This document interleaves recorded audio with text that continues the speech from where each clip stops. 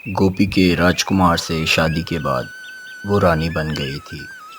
राजमहल में उसका जीवन सुख में था, लेकिन राशि के दिल में गहरा जलन थी।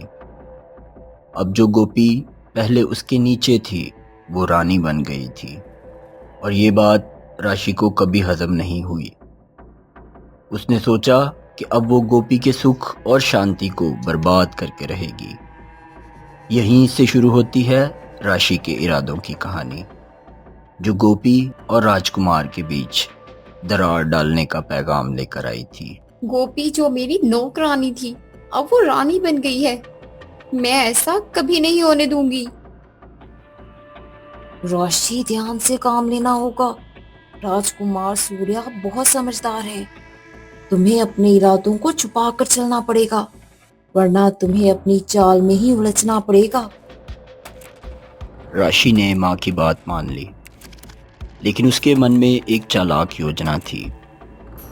उसने फैसला कर लिया था कि वो अपने झूठे इल्जामों से गोपी के मन में शक पैदा करेगी, ताकि गोपी और राजकुमार के रिश्ते में दरार आ सके।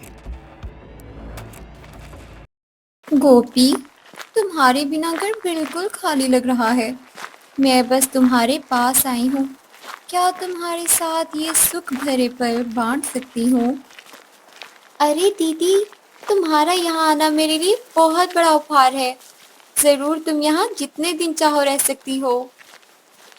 राशि ने एक प्यारी मुस्कान के साथ अंदर कदम रखा, लेकिन अंदर से उसके इरादे कुछ और थे।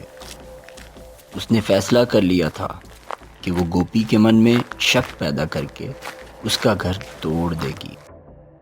गोपी, तुम्हारे और राजकुमार की जोड़ी बहुत सुंदर है, लेकिन क्या तुमने देखा है कि राजकुमार तुमसे दूर दूर रहने लगे हैं आजकल?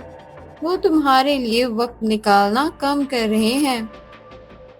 नहीं दीदी, ऐसा तो नहीं लगा मुझे। शायद तुमने ध्यान नहीं दिया, लेकिन तुम रानी हो। तुम्हें अपने राजा का ध्यान रखना चाहिए।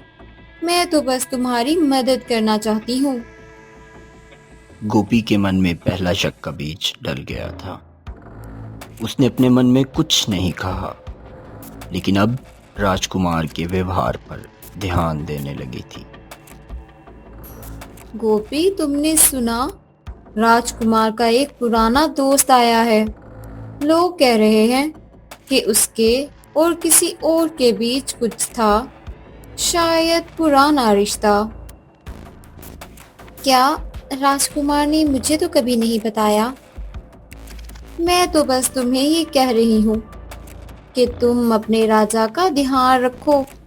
कहीं ऐसा ना हो कि कोई पुरानी याद तुम्हारे बीच आ जाए। अब गोपी के मन में और भी शक पैदा हो गया था।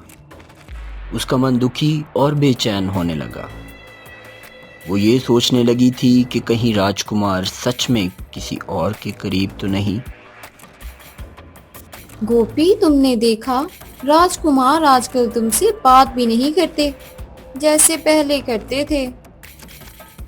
नहीं, उन्होंने मुझे कुछ नहीं कहा। मैं तुम्हारी बहन हूँ, तुम्हारी चिंता करती हूँ। तुम्हें बस ध्यान देना चाहिए। शायद कुछ है जो तुम्हें दिख नहीं रहा। गोपी के मन में पहले शक पैदा हो गया था। राजकुमार सूर्या, जो पास ही के कमरे में था, सब सुन रहा था। उसने तुरंत फैसला कर लिया कि अब वो राशि का असली चेहरा सबके सामने लाएगा। राशि, तुम अपनी ही बहन के मन में जहर क्यों घोले जा रही हो? तुमने गोपी के विश्वास को तोड़ने की कोशिश की है। नहीं राजकुमार, मैं तो बस अपनी बहन की मदद कर रही थी। मुझे सब पता है, मैं तुम्हारी सब बातें सुन रहा था। राशि ने सोचा नहीं था कि राजकुमार उसकी बातें सुन लेगा। राजकुमार ने तुरंत फैसला किया कि अब राशि को सबके सामने ले जाकर उसका पर्दा फाश करेगा। राशि, तुमने मेरी रानी के मन में शक डालने की कोशिश की। तुम्हारी सब चालें अब सबके सामने हैं। तुम्हारी चालाकी अब और नहीं चलेगी। नहीं राजकुमार, मैं तो बस अपनी बहन की मदद कर रही थी। मदद? तुमने तो अपनी ही बहन के प्यार को तोड़ने की साजिश की। तुमने गोपी के विश्वास को कमजोर करने की कोशिश की, लेकिन अब तुम्हारे झूठ सबके सामने है। राजकुमार ने सबके सामने राशि की बेइज्जती की और फैसला सुना दिया। आज से तुम्हारा राजमहल में कदम रखना मना है। तुम अपने बुराई के इरादों के साथ यहाँ और नहीं रह सकती। तुम्हें अब ये राजमहल छोड़ना होगा। राशि शर्म और डर से चुपचाप खड़ी रही। उसके इरादे नाकाम हो चुके थे। राजकुमार ने उसे राजमहल से निकाल दिया और राशि को अपनी गलतियों का एहसास हुआ, लेकिन अब देर हो चुकी थी। राजकुमार, मैंने आप पर गलत शक किया।